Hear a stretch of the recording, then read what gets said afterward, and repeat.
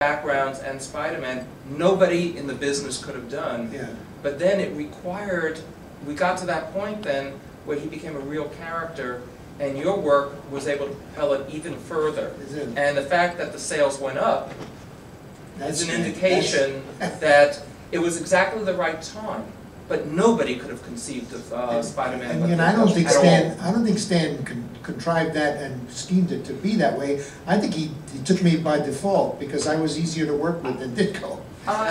On the other hand, he may have gone, if he was possible, if somebody else was more of a cartoonist than you, you're an illustrator, if somebody was more of the cartooning, he may have gone there, but I think he recognized at that point, because he certainly recognized Jack was the wrong artist for it.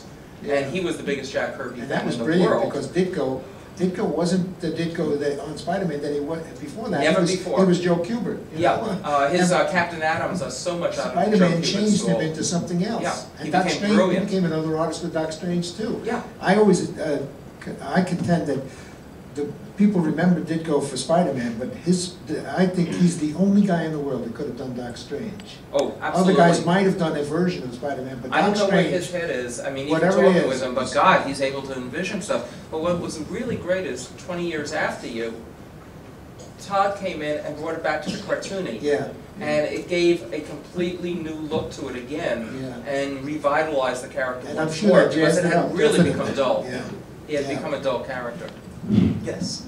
Question for all of you guys. If you had the chance, I know writers and artists, with the writers, if you had the chance to write one shot and have Spider-Man face off against any villain and do whatever you want with them, who would you have, what kind of story would it be, and who would you have drawing it, and artists, who would you have writing it?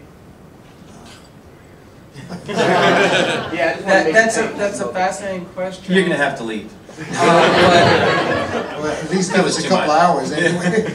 You know, it's if a character is as good as Spider-Man or some of the other characters that are out there, you really don't tend to think of that type of stuff when you're doing it professionally if you only have one choice until you actually have that one choice. Yeah.